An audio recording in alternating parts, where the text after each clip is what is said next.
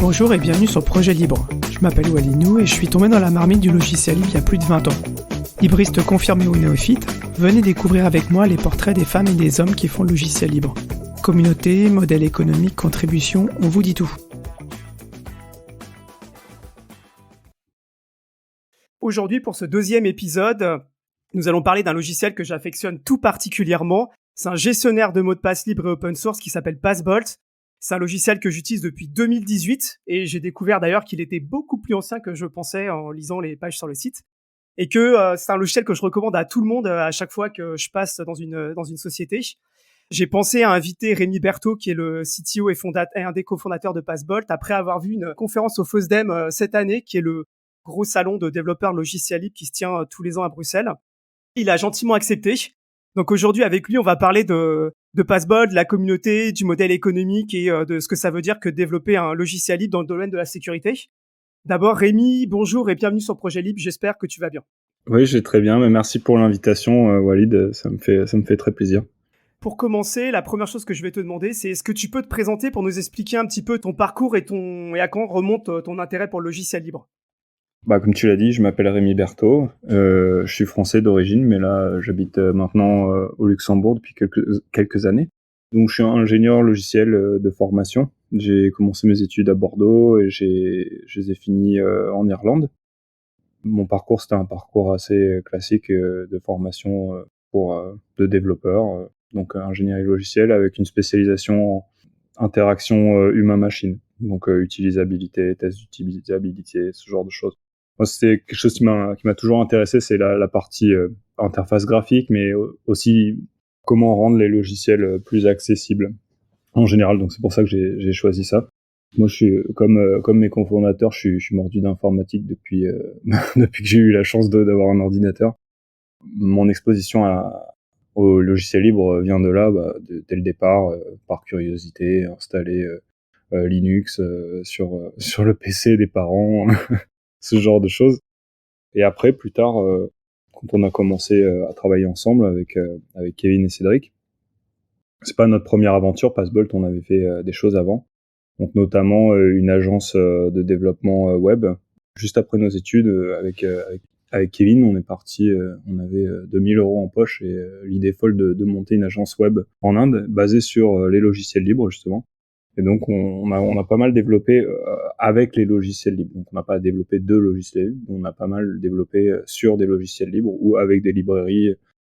Par exemple, on a bossé sur des logiciels qui faisaient du rendu vidéo, donc on a été exposé à FFmpeg, on a fait des sites web un peu dynamiques. À l'époque, jQuery, c'était juste le début, donc on a fait des petits plugins jQuery, on a commencé à faire des petites contributions sur des frameworks PHP qui étaient juste émergents à l'époque, genre typiquement traduire la doc, ce genre de choses.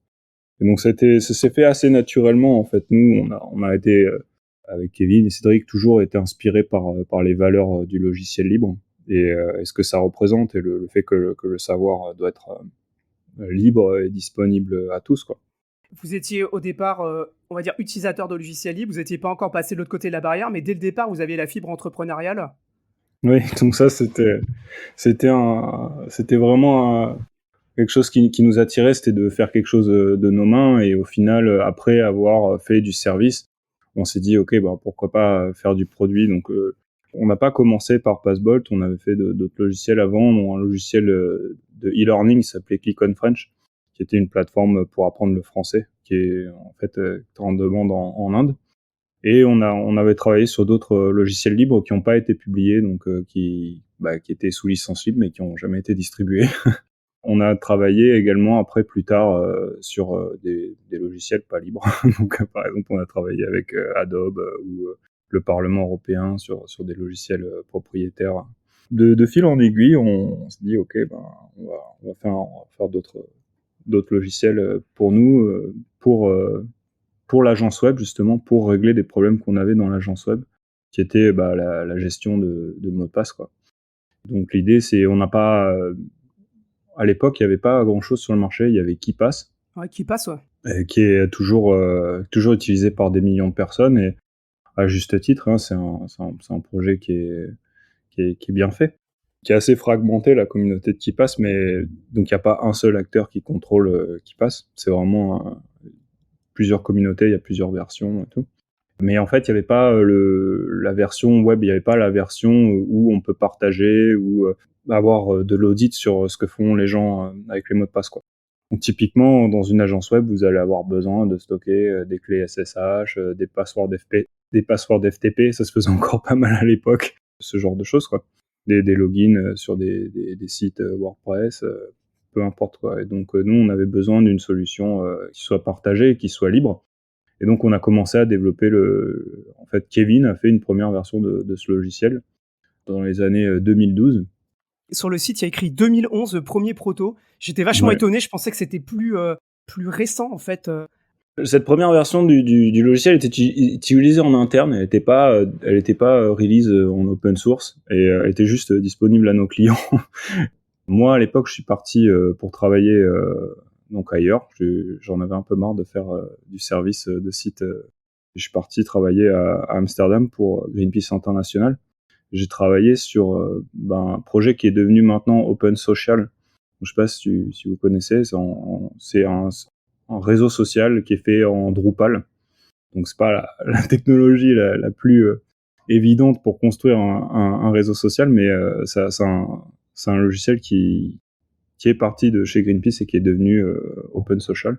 Et en parallèle, Kevin développait Passbolt. Donc on est tous les deux en train de travailler sur des logiciels libres, hein, de notre côté. Et là, Kevin a dit, moi j'ai envie de sortir Passbolt en logiciel libre. Donc moi j'ai fait la plus grosse erreur qui était de dire à Kevin, ok, je veux bien, mais on le refait depuis le début, plutôt que de fixer le logiciel existant qui avait des gros problèmes, hein, en termes de sécurité.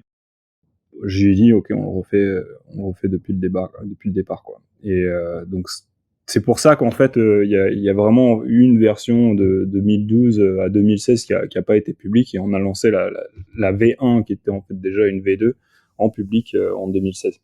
Et ce qui était à peu près en même temps que Bitwarden, qui est un autre logiciel open source de gestionnaire de mots de passe qui est développé aux États-Unis. Les premières traces que j'ai trouvées sur GitHub, c'était 2016. Et donc la question que je me suis posée, c'est qu'est-ce qui vous a poussé dans le choix de le faire en PHP, et qu'est-ce qui vous a poussé dans le choix de le faire avec une licence AGPL? Donc le PHP, c'était dans un premier temps parce qu'on voulait que le logiciel soit self-hosted. Et donc notre expérience dans les agences web, c'est que, ou même dans les ONG, c'était que n'importe quel administrateur ou département IT a déjà vu passer du PHP. Et donc les stacks LAMP typiques sont assez résilientes. Les gens ont vraiment l'habitude d'installer ce type de logiciel et de les maintenir.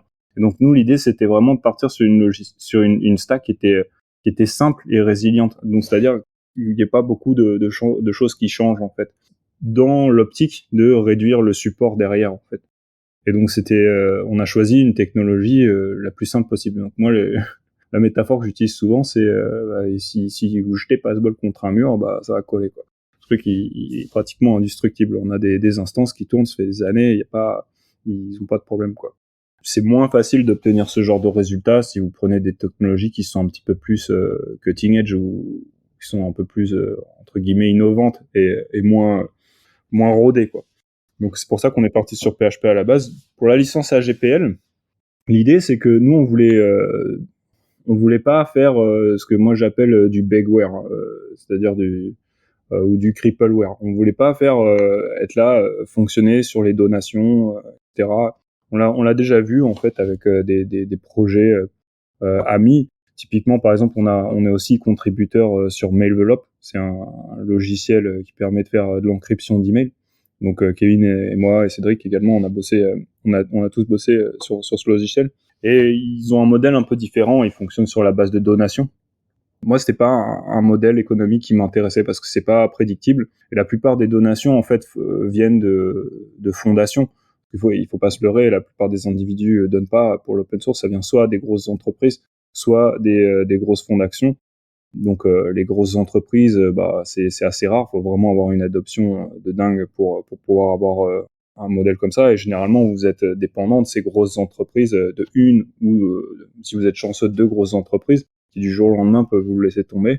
Et pour les fondations, c'est pareil. Donc typiquement, nous on l'a vu avec Mailvelop, qui était financé par l'Open Tech Fund. Le jour où Trump est arrivé au pouvoir, c'est le genre de truc où il a direct coupé, et pendant 4 ans, Mailvelop était là, ok, bon, on n'a plus de donations de ce côté, il faut chercher des nouveaux donateurs. Et donc moi, c'était vraiment pas un modèle économique qui m'intéressait, quoi. Je voulais quelque chose qui soit sustainable dès le départ, que les gens comprennent que, ok, il y a de la valeur, donc il faut financer le truc, et que ça tienne la route, quoi. Donc la licence AGPL, ça permet de faire ça, en fait, pour nous. C'est-à-dire que le logiciel, il est sous licence libre. On a un service qui est disponible, les gens peuvent modifier, etc. Mais si quelqu'un veut rentrer en compétition avec nous, il faut qu'il rentre en compétition avec les mêmes règles du jeu. C'est-à-dire qu'on peut pas avoir... si par exemple, moi j'avais mis le logiciel en licence MIT, quelqu'un serait capable de reprendre le code de Passbolt, faire une version cloud et de rien devoir à personne. Alors qu'en AGPL, cette personne va être obligée de redistribuer le code source à ses clients.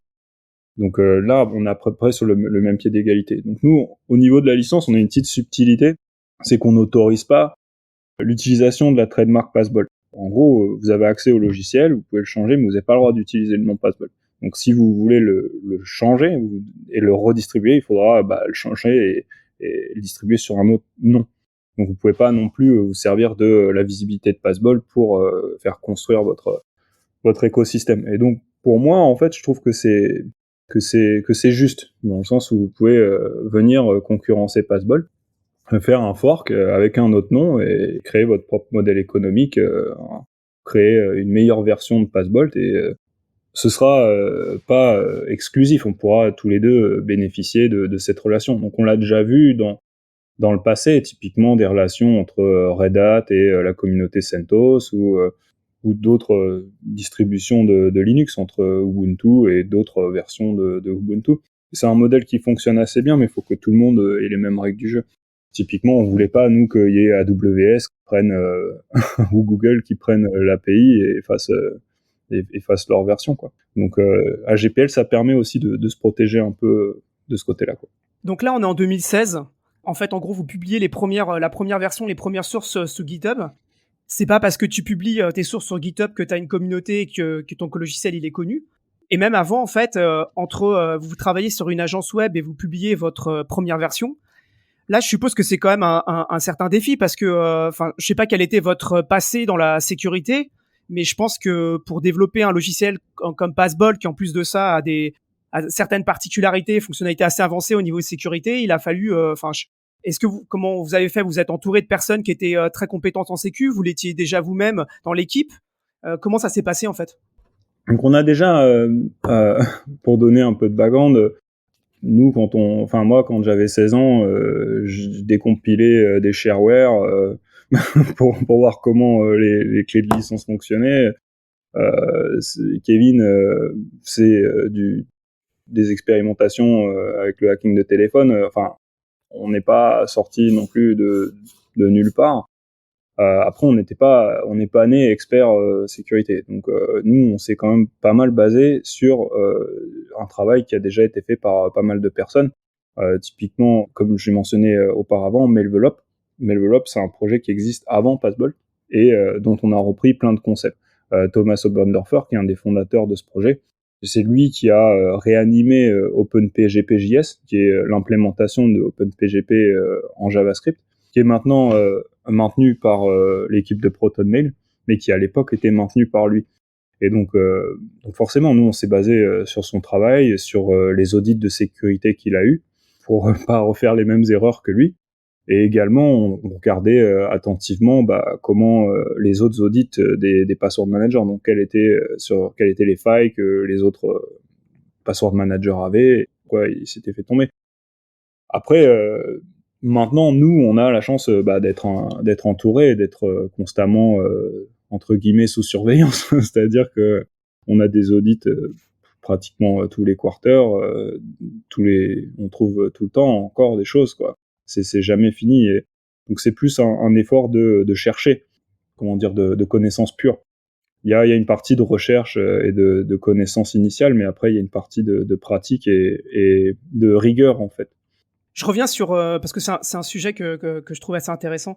Comment vous faites pour vous faire connaître et faire votre première communauté, en fait? Est-ce que c'est, justement parce que vous aviez l'habitude de travailler déjà sur Mevlop et d'autres projets que finalement ça a commencé comme ça? Comment vous avez réussi à vous faire connaître comparativement à d'autres projets qui auraient pu être déjà là avant ou qui sont arrivés au même temps? Ça a été assez simple, hein, la stratégie de lancement, c'est OK, c'est quoi les forums qu'on connaît, on va aller parler de Passball sur les forums open source qu'on connaît. Donc on est allé sur LinuxFR, on est allé sur Hacker News et on a parlé de Passbolt. Et là, de fil en aiguille, le truc il a pris tout seul, par le bouche à oreille. On n'a pas fait d'effort particulier, au moins au départ. On était assez surpris en fait que la mayonnaise prenne toute seule en fait. C'est qu'il y a quelque part il y avait vraiment un besoin que nous on faisait, ça correspondait aux gens, à ce que comment eux ils auraient voulu l'avoir fait. Et cette communauté, en fait, en gros, vous avez réussi à bâtir, on va dire, une communauté. Là, je regardais tout à l'heure les stats sur GitHub. Il y a quand même pas mal de monde qui contribue. Donc, toutes ces personnes, elles travaillent pas chez Passbolt. Les gens sont venus d'eux-mêmes et comment ça s'est passé, en fait, et comment ça se passe ce rapport à cette communauté de gens qui gravitent autour du projet Passbolt? Sur les stats du projet GitHub, ils sont un peu biaisés parce qu'en fait, à la base, il n'y avait pas de composer pour CakePHP. Donc, en fait, on a forké le repo CakePHP. Donc, on a pris tous les contributeurs entre la V1 et la V2 de CakePHP qui sont listés comme contributeurs de Passbolt. Ce que moi, j'aime bien parce que de toute façon, directement, ils ont contribué au projet. Mais ça fausse un peu les stats. En vrai, des contributeurs, on n'en a pas des centaines de milliers, on en a une petite dizaine de gens qui contribuent à différents niveaux.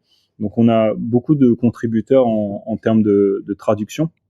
Donc on a une communauté assez active de traducteurs. Après on a une communauté qui nous reprend sur des petites coquilles, ou qui veulent par exemple des paramètres en plus, des petits changements, des petits ajustements de settings.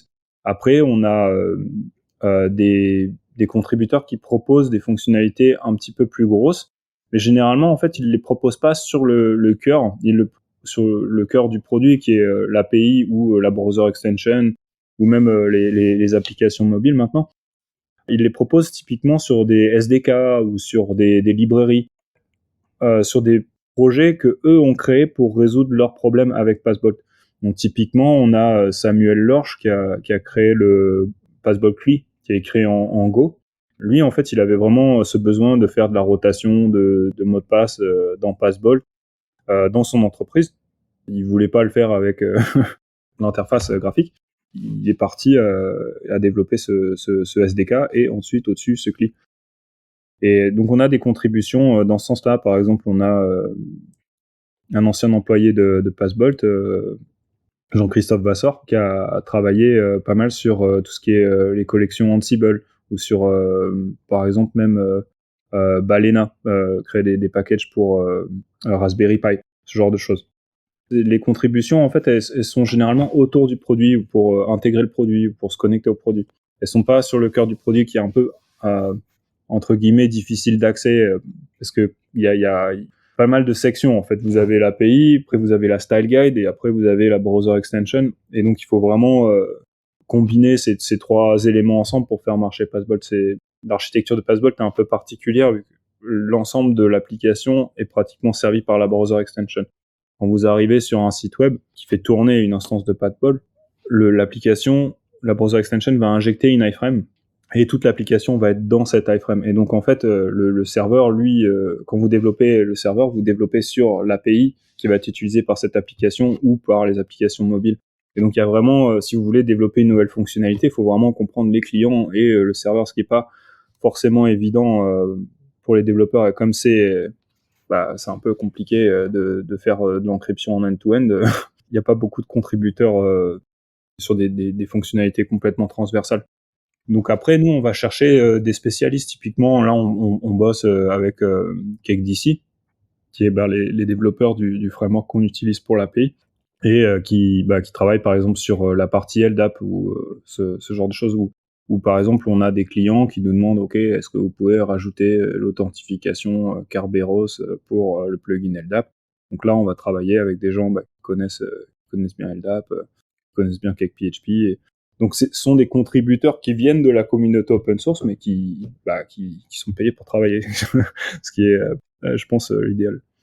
Et en tant qu'utilisateur de Passbolt, qu'est-ce que j'ai à ma disposition pour faire par exemple des feature requests, des demandes de fonctionnalités ou pour interagir en fait avec vous? Comment ça marche? Comment vous avez structuré ce dialogue entre justement les personnes qui voudraient faire des retours et l'équipe de développement? Donc on a un forum, ce qu'on appelle le community forum, qui est sur community.passbolt.com, qui est basé sur Discourse. On a également un logiciel open source. Donc après on a un site d'aide qui est également disponible sur GitHub. Donc notre site d'aide avec toutes les ressources est également disponible en Creative Commons, et les gens ils peuvent changer tout ce qu'ils veulent.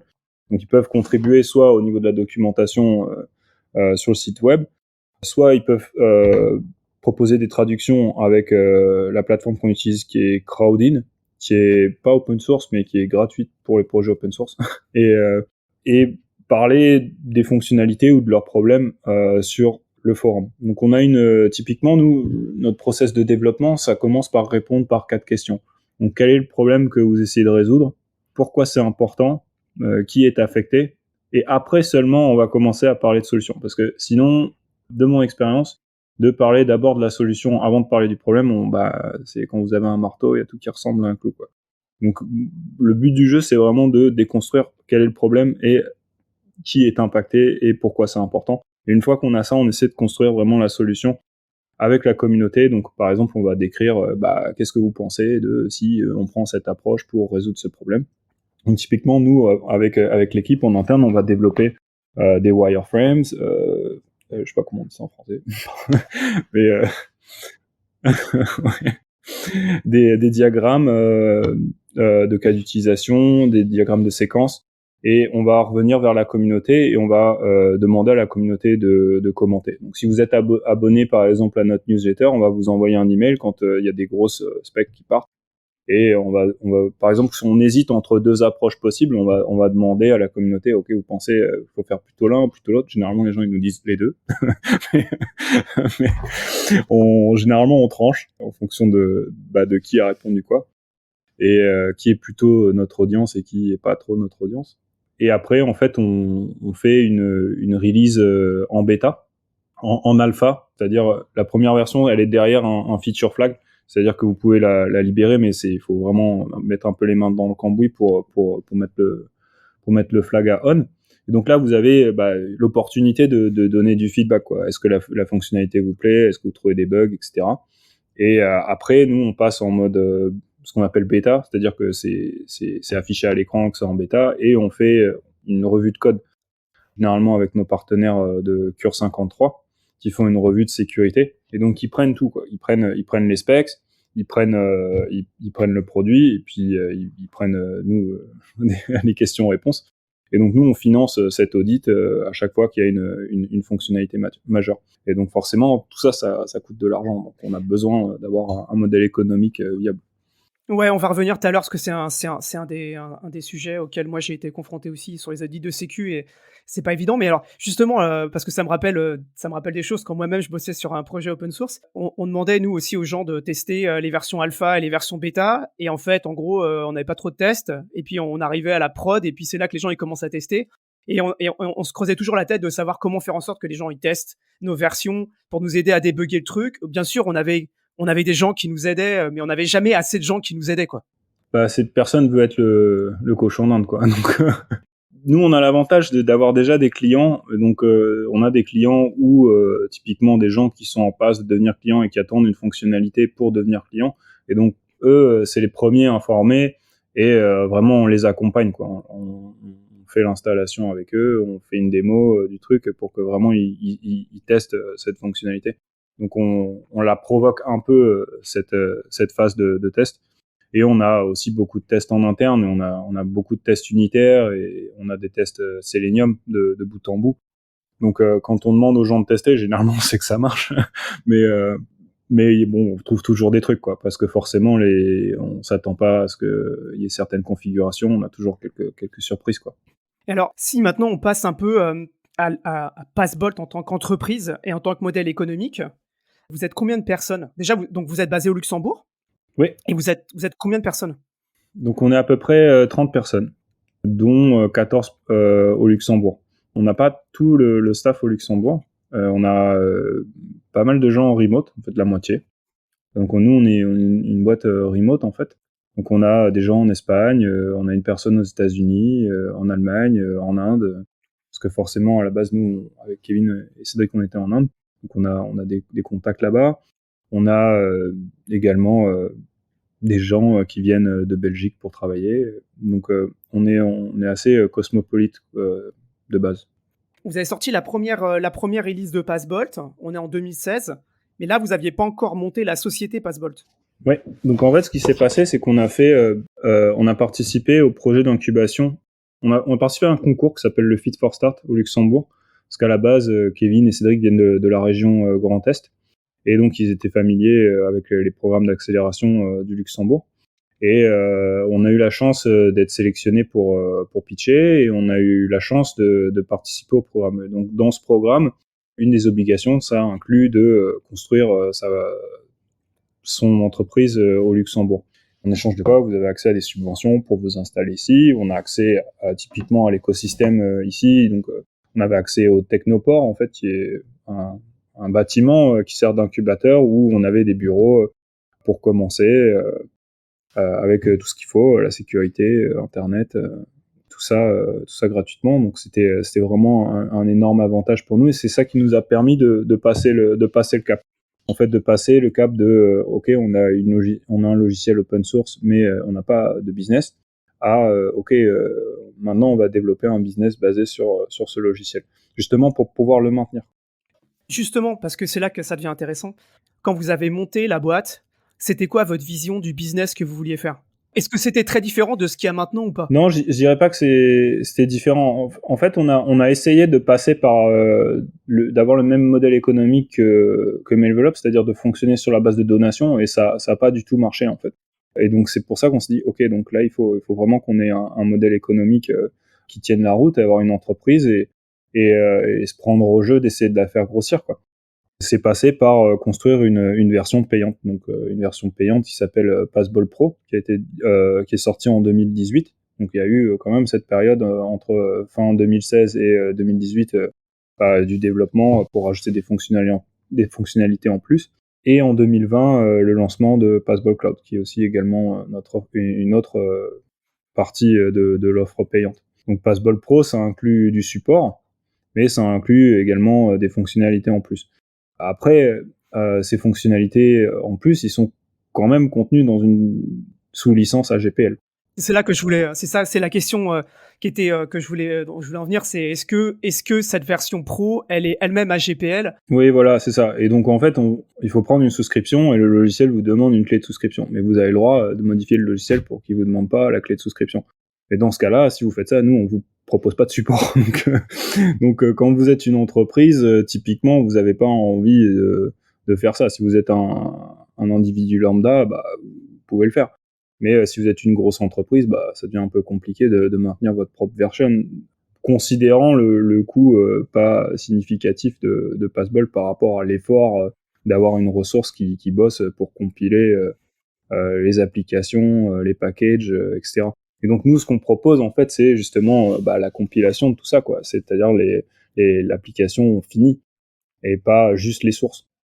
Et donc ça fonctionne assez bien. Et nous, on s'était dit, ok, les gens vont payer pour du support, mais personne ne veut payer pour du support. Les gens, ils veulent payer, ils veulent que le logiciel il fonctionne de base, même si nous, on sait qu'ils vont avoir besoin de support.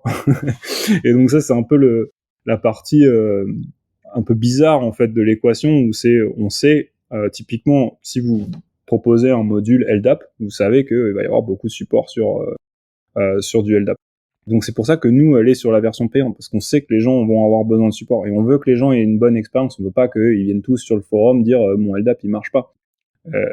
On veut que les gens aient une bonne expérience du logiciel.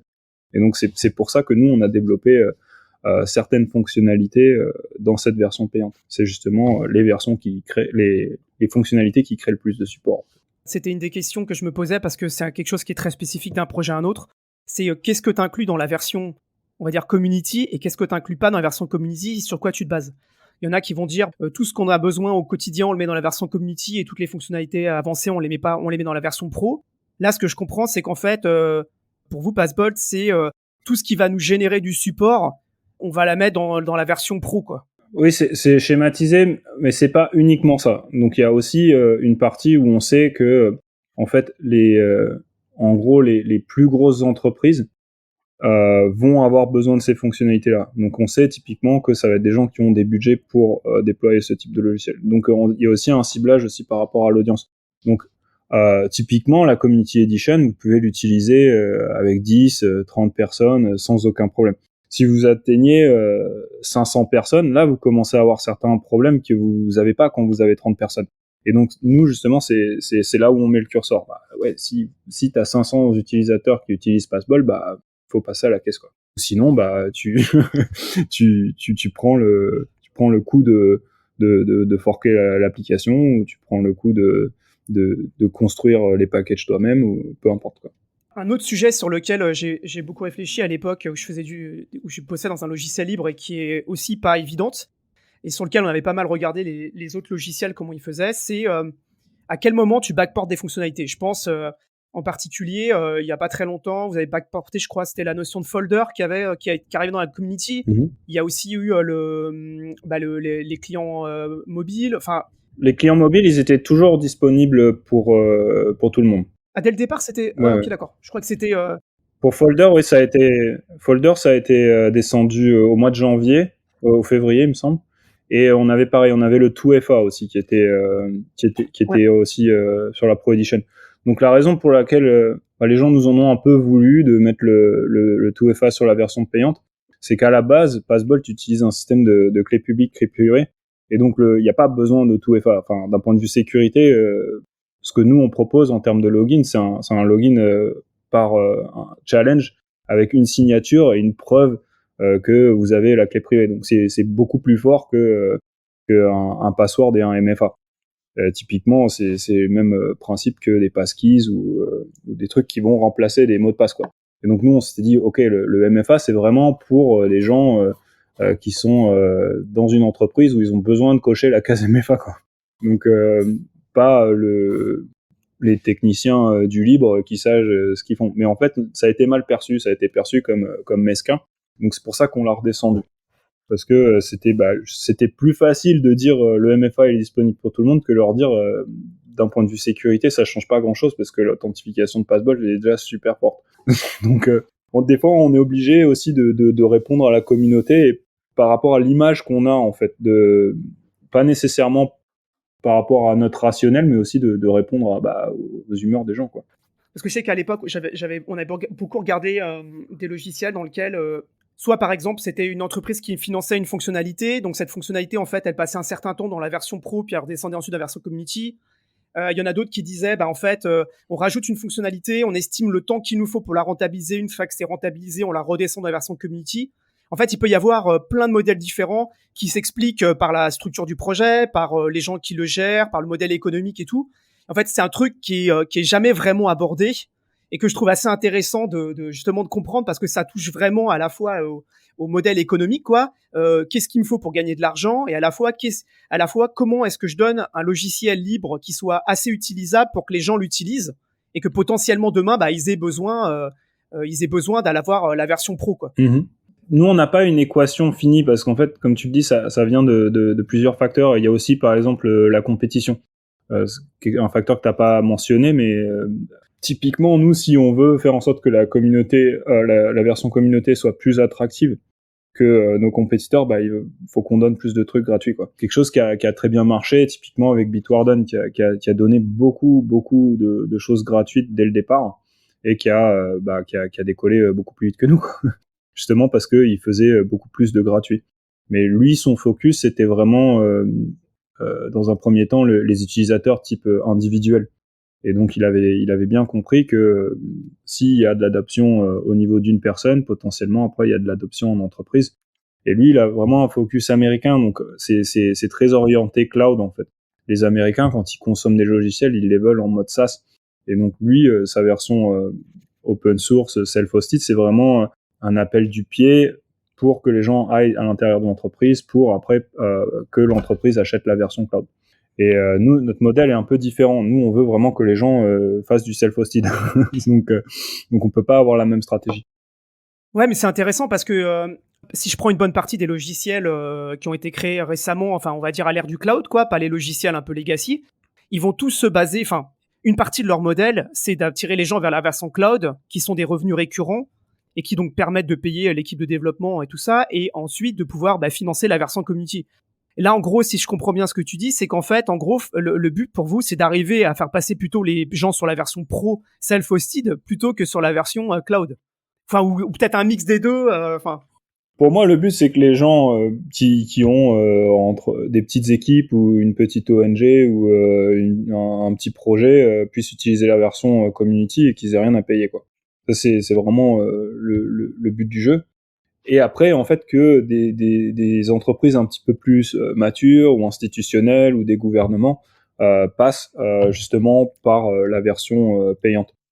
C'est pas intéressant pour moi de faire du support pour une PME où ils ont un mec qui gère de l'IT. En fait, c'est pas intéressant. Ça scale pas. Je vais avoir besoin de trop de ressources en termes de support. Mais par contre, quand j'ai une grande entreprise française qui déploie Passbolt sur tout son parc, avec une entreprise, une équipe IT compétente qui a choisi Passbolt parce que ça répondait à ses critères de sécurité et qui est complètement en maîtrise du hosting, là ça devient intéressant. Et donc il y a aussi une sélection en fait du type de client qu'on veut. C'est pas en fait on essaye tout et on prend ce qui ramène de l'argent. Non, on essaie quand même d'être efficace et parce qu'il y a des choses qui sont pas rentables, surtout dans le self-hosted. Ça m'amène à la question suivante. On va finir par revenir sur la question des audits de sécu, mais donc vous avez monté la boîte, vous avez fait la preuve qu'effectivement il y avait un modèle économique. À quel moment vous avez levé des fonds? Les fonds, ils vous ont servi un peu à quoi? Et je dis ça parce que quand moi je bossais sur un projet libre, on avait des gens qui avaient des grandes entreprises, type industriel, français ou autres, qui venaient nous voir en nous disant est-ce que vous avez fait des audits de sécu? Et nous, en gros, on leur répondait nous, désolé, mais on n'a pas d'argent pour faire les audits de sécu. Donc vous, en fait, directement dans le business model, l'audit de sécu, c'est un truc qui est budgétisé, quoi. Oui. Quand est-ce que à quel moment vous avez fait une levée de fonds et en fait, en gros, ça a servi un peu à quoi? En fait, à la fin du Fit for Start, il y a une autre grande qui est débloquée de 150 000 euros, si je me rappelle bien, si je dis pas de bêtises. Donc, 150 000 euros, ça couvre le salaire de 3 personnes pendant un an, plus les frais de fonctionnement de la boîte. Donc, on est parti là-dessus, nous. Et ça a servi à développer cette version commercialisable. Donc, on n'a pas levé directement. Après, une fois qu'on a lancé cette version payante, c'est là qu'on a levé. Et on a levé avec des acteurs institutionnels. Donc, le plus gros actionnaire de Passbolt à l'heure actuelle s'appelle le Digital Tech Fund, qui est en fait un fonds public-privé souverain luxembourgeois. Donc, c'est-à-dire que vous avez la Poste, l'Université du Luxembourg, la Banque du Luxembourg, qui ont créé un fonds d'investissement qui est géré par des venture capitalistes qui s'appelle Expon Capital, qui est un fonds luxembourgeois. Et donc, eux, c'est le plus gros actionnaire de Passbolt. Et donc, on a levé avec eux et des business angels du Luxembourg, de France et de Belgique. Voilà, en gros, on a fait un tour de table avec tout ce monde-là. Et après, plus tard, d'autres fonds sont rentrés également de Belgique et de Luxembourg. Et donc, c'est plutôt des anciens réseaux de business angels qui ont grossi et qui ont fait des fonds un peu plus gros. Donc là, maintenant, nous, on est en train de parler pour faire une nouvelle levée de fonds que les gens appellent généralement Série A, qui servirait justement à construire, à avoir des épaules un petit peu plus larges, parce qu'en face, nous, on a des compétiteurs type OnePassword ou même Bitwarden qui lèvent en centaines de millions d'euros, quoi. Donc on a besoin, si on veut garder une place sur l'échiquier, de au moins lever avec un zéro en moins, quoi, derrière, et pour pouvoir justement construire plus de fonctionnalités et avoir une équipe commerciale un petit peu plus costaud et ce genre de choses. Et donc nous, l'objectif, c'est vraiment de garder ce caractère européen et pas prendre n'importe quel investissement. On veut travailler avec des gens sérieux, qui comprennent l'open source, qui comprennent la cybersécurité, ce qui est pas forcément évident, hein. Donc il y a pas full, mais on a des bons partenaires. Et alors, si je reviens sur les audits, vous faites beaucoup d'audits Ouais. sur toutes les nouvelles fonctionnalités et tout, ce qui n'est pas forcément le cas de tous les acteurs du secteur. Est-ce que tu peux nous en dire un peu plus sur la philosophie que vous avez qui garantit la transparence et la bonne qualité du logiciel finalement? Comme tu l'as dit, le budget sécurité, il avait déjà une place dès le départ, hein, même quand l'entreprise était toute petite. Donc, on a eu la chance en fait d'avoir je peux pas dire de nom, mais une grande entreprise d'automobile en France, vous faites une idée, qui a financé un audit de sécurité parce qu'ils voulaient nous adopter en interne. Et donc, qui a financé un premier audit de sécurité sans que nous, on ait à verser quoi que ce soit. Donc, ça a été notre premier audit de sécurité. Et après, nous, on s'est tourné justement vers les partenaires qu'on connaissait déjà avec Mailvelop, qui est Cure53, qui sont basés en Allemagne et qui ont fait les audits de OnePassword, du protocole Ethereum. Ils auditent tout le monde pratiquement. Ils sont assez réputés. Donc, nous, on travaille sur la base on n'essaie pas de faire un audit pour dire qu'on a fait un audit. Donc, on a des gens qui font des audits de 2 heures, 6 heures. Enfin, c'est superficiel. Nous, généralement, on demande à Cure de se focaliser pendant une semaine sur une partie du logiciel. Donc, typiquement, par exemple, on va faire un audit qui est focalisé sur le mobile. Donc, ils auront une semaine avec plusieurs personnes sur les 2 applications mobiles. Ou, par exemple, quand on a sorti le système de account recovery, le système d'escroc de clés, c'est pareil, ils ont passé une semaine dessus. Pareil, quand on a sorti notre white paper, le premier qu'on a fait, en fait, ils avaient vraiment une semaine sur le white paper pour dire c'était quoi les risques résiduels qui n'étaient pas bien décrits dans le white paper. Ça, c'est une des grosses différences qu'on a aussi avec les autres. Il y a une mention honorable pour OnePassword, c'est de décrire les risques résiduels sur les white papers. Vous avez des white papers où tout le monde est là, ah oui, moi ma solution est super bien. Un white paper, c'est pas ça. Un white paper, c'est d'écrire justement ce que vous faites pas bien. Vous avez le droit de faire une partie sur ce que vous faites bien, forcément, ça décrit le système, mais il y a aussi toute une partie sur, ok, donc là, ça c'est les risques que nous on gère pas. Donc toi, en tant qu'utilisateur, tu dois faire attention. Typiquement, si moi j'ai peur que ce risque se réalise, ou si ce risque se réalise, il y a mort d'homme, donc c'est pas acceptable, de bien lire cette liste et de la comprendre. Et donc faire en sorte que cette liste elle soit accessible et compréhensible, idéalement pas par des chercheurs en cybersécurité, mais par des gens avec une expérience technique tout de même. C'est quelque chose que nous, c'est vraiment dans notre philosophie. Dès le départ, on a voulu être transparent. On n'a pas voulu mentir. Et c'est aussi une façon de se préserver pour dire, voilà, le truc qui sera jamais parfait. En fait, il y a pas de sécurité absolue. Si vous voulez telle fonctionnalité, vous allez devoir abandonner telle partie de la sécurité. Et c'est cette balance-là qui est importante pour nous. Et de la même façon, quand nous, on fait des erreurs, que ces erreurs soient publiques et que les gens puissent prendre compte ok, il y a eu telle erreur, donc c'est ça l'impact pour moi, donc il faut que je réagisse de telle façon, il faut que j'informe telle personne, pour que ce soit transparent, en fait. C'est dans la philosophie du libre, en fait. Hein. Pour moi, c'est l'extension de cette philosophie du libre. Ouais, tout à fait. Enfin, c'est quelque chose que j'ai toujours apprécié à chaque fois que j'ai mis en place Passbolt sur la communication, etc. Ce qui n'est pas forcément le cas chez certains autres qui vont plutôt mettre un peu ça sous le tapis pour que ça se voit pas. Et c'est quelque chose que j'ai toujours apprécié. Quand on parle de logiciel libre, on parle souvent de logiciel libre, mais on parle pas forcément des standards ouverts. Alors pour le coup, les standards ouverts en sécu, c'est quelque chose qui est hyper important. Et il y a une question que je me posais, c'est est-ce que vous êtes acteur d'une manière ou d'une autre dans de la normalisation ou ce genre de choses, ou est-ce que vous travaillez justement sur l'évolution de protocoles voilà, juste, est-ce que vous êtes un acteur là-dedans à votre taille, ou est-ce que regroupé avec d'autres acteurs de la filière gestion de mots de passe, vous travaillez sur ces sujets?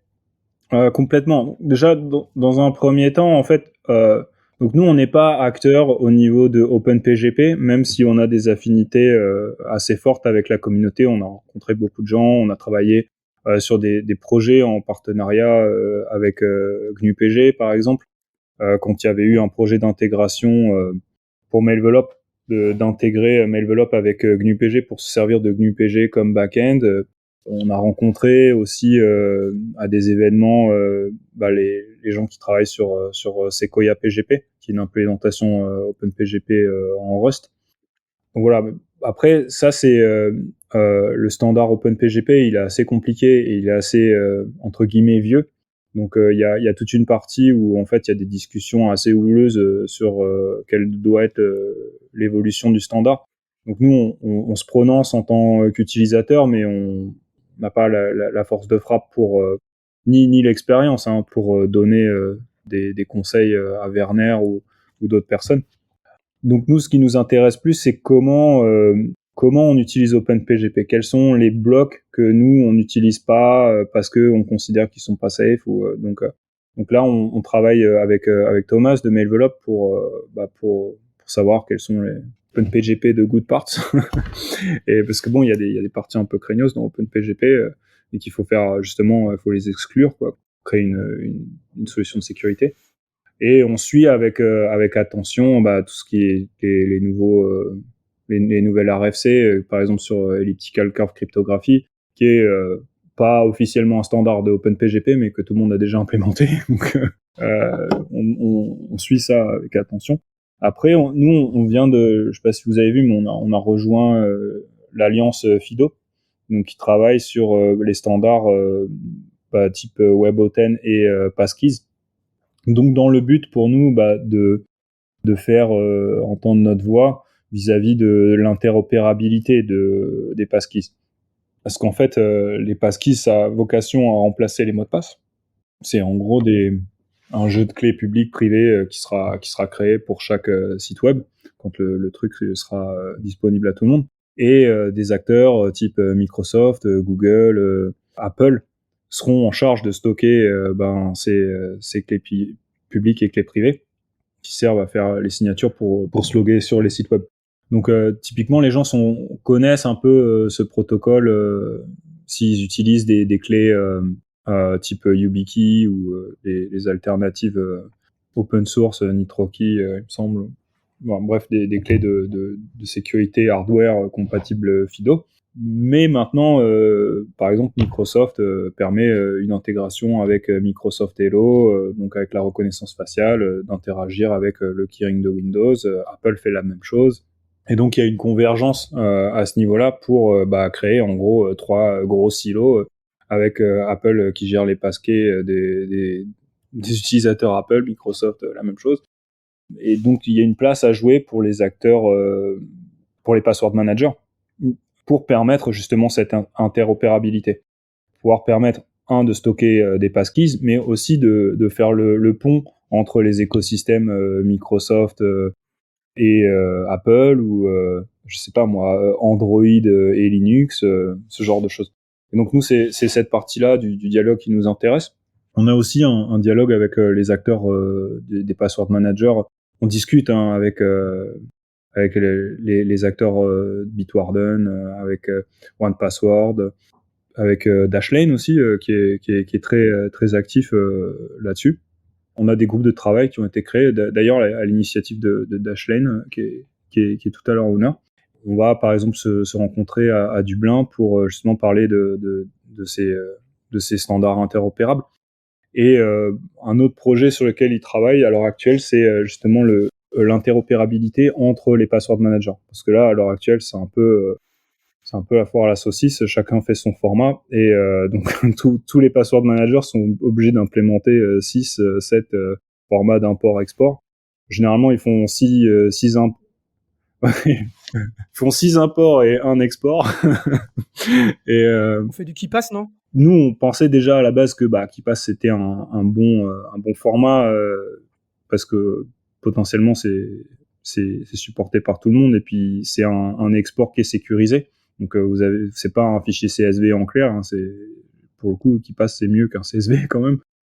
Mais il y a toute une partie, je veux pas trop gâcher la surprise, mais il y a une partie qui sont en train de rajouter sur ça, qui est pas couverte par KeePass, et dont vous en entendrez parler dans quelques mois, quoi. Pour finir sur cette partie un peu sécurité et cette partie entreprise, ce qui m'intéressait, c'est de savoir un peu quels sont vos prochains défis. qui va avec ça, une petite remarque, moi je fais pas mal de no-code et en fait dans les applications no-code qu'on va pouvoir trouver type N8N, Zapier, Make, etc. Il y a pas Passbolt et donc on fait on fait des calls HTTP et tout, mais je voulais savoir voilà est-ce que typiquement du no-code ou alors enfin quels sont en fait en gros vos gros défis, les gros trucs que vous voyez pour l'avenir qui sont vraiment hyper importants pour Passbolt. Mais c'est marrant que tu parles de Zapier parce que j'ai parlé au CTO de Zapier la semaine dernière et qui me disait bah comment ça se fait que Passbolt fait pas partie du catalogue. Je dis bah ouais, pourquoi? Nous, il faut qu'on se construise toutes ces intégrations, donc idéalement en partenariat avec eux, parce que autant moi ça m'intéresse de m'intégrer avec Zapier, autant il faut que voilà que ça ait du sens économiquement pour nous. Pour les projets open source qui sont pas commerciaux, c'est normal que nous fassions l'effort. Typiquement avec KeePass, on va pas demander à la communauté KeePass de faire l'import-export dans Passbolt. Pour pour d'autres projets propriétaires, il peut y avoir une discussion. On est en discussion avec d'autres produits cloud, typiquement qui veulent construire des intégrations avec Passbolt. Donc ça c'est un challenge, mais c'est pas, je dirais, c'est pas notre principal focus à l'heure actuelle. Notre focus à l'heure actuelle, c'est vraiment de créer le meilleur produit qui soit pour les utilisateurs. Donc l'expérience à l'intérieur de Passbolt et favoriser l'adoption du produit à l'intérieur d'organisations toujours de plus en plus grosses. Donc ça c'est vraiment notre focus. Après on a des challenges en termes de sécurité. Typiquement, nous, toutes les métadonnées sont pas encryptées dans Passbolt. C'est pas comme KeePass où vous avez un coffre-fort, un fichier chiffré. Forcément, là, vous avez une base de données relationnelle. Et donc, il y a encore des datas qui pourraient être encryptées et qui ne l'est pas. Ça, c'est un sujet, moi, qui me tient à cœur et sur lequel j'ai vraiment envie de travailler dans les mois qui viennent. C'est un sujet qui est compliqué parce que ça touche justement à la performance, mais aussi à l'auditabilité. Qu'est-ce qui est visible par un administrateur? Comment vous faites en sorte que des choses encryptées soient visibles? On est en discussion, typiquement avec, on a le SNL au Luxembourg, qui est un département de crypto de l'université du Luxembourg, qui est assez réputé, et il travaille typiquement sur l'encryption homomorphique. Donc ça permet de faire de l'encryption qui a des propriétés logiques. Donc vous pouvez typiquement, si vous avez deux chiffres encryptés, vous pouvez faire une multiplication ou une soustraction. Et c'est intéressant parce que le serveur ne sait pas typiquement, par exemple, si vous voulez faire des rapports sur l'entropie des mots de passe, vous allez stocker un entier qui va dire j'ai 160 bits d'entropie, et vous allez avoir une politique de l'entreprise qui dit moi je veux pas des mots de passe qui soient en dessous de 90 bits d'entropie. Et avec l'encryption homomorphique, vous allez pouvoir faire ça, vous allez pouvoir demander au serveur ok, calcule-moi la distance entre ces deux chiffres sans savoir quels sont ces deux chiffres. Ça c'est des propriétés super intéressantes pour nous parce que ça permet de générer des rapports mais sans lâcher d'informations. Donc c'est des choses qu'on peut pas faire à l'heure actuelle avec OpenPGP. Donc là, on discute. C'est des algorithmes qui sont nouveaux, qui sont pas encore normés. Il n'y a pas de recommandations, par exemple, au niveau de l'ISO sur ce type d'algorithme. C'est des choses que nous on regarde de près. Donc voilà, il y a du court terme, il y a du moyen terme, il y a du long terme, et donc on essaie de construire sur tous ces challenges, quoi. On a parlé un petit peu là des différentes initiatives, des différents acteurs au Luxembourg. Moi, je connais pas la scène luxembourgeoise en termes de logiciel libre. Est-ce que c'est très actif? Est-ce que c'est un endroit assez propice pour faire du logiciel libre? Je me rends pas du tout compte. Donc toi qui est dedans, est-ce que tu peux nous donner un petit peu une vision de comment c'est le faire du logiciel libre au Luxembourg?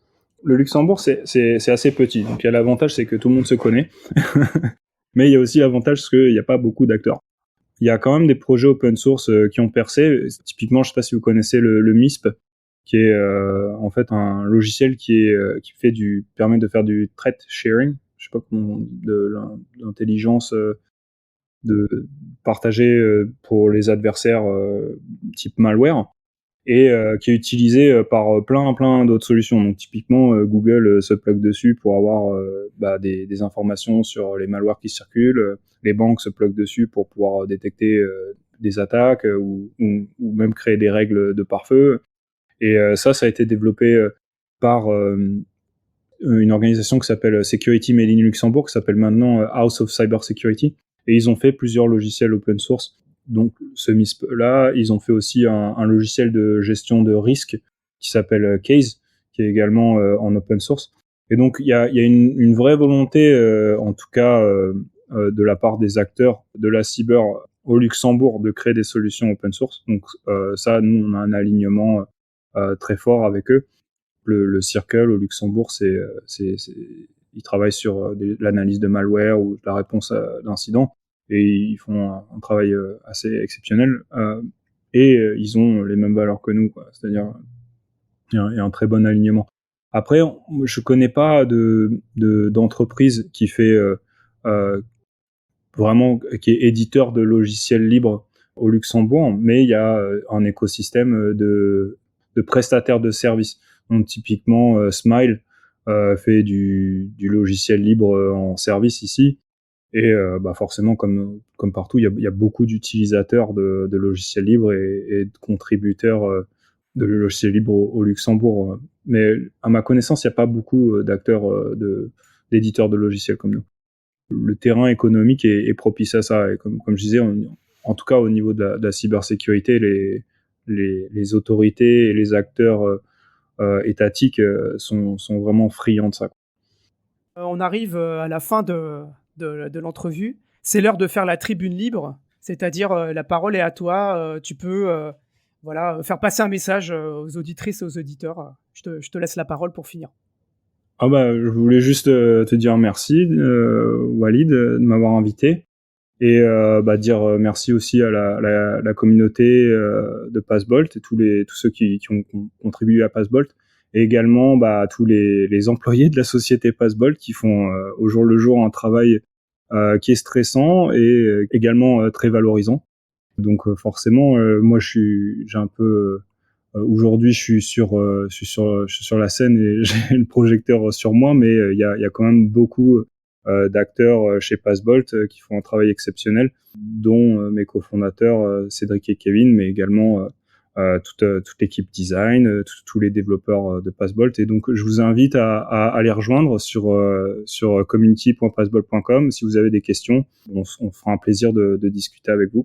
Super, et ben voilà, c'était le mot de la fin. Pour tous ceux qui ont aimé cet épisode, déjà merci de l'avoir écouté, et puis n'hésitez pas à en parler autour de vous, à le faire tourner sur les réseaux sociaux, et puis je vous dis à bientôt pour un prochain épisode passionnant, j'espère, comme la discussion qu'on vient d'avoir, qui en tout cas moi me ravit en tant qu'utilisateur convaincu de Passbolt. C'était vraiment un grand plaisir, Rémi, de pouvoir parler avec toi du projet un peu en profondeur. Merci beaucoup, Walid. À bientôt. À bientôt.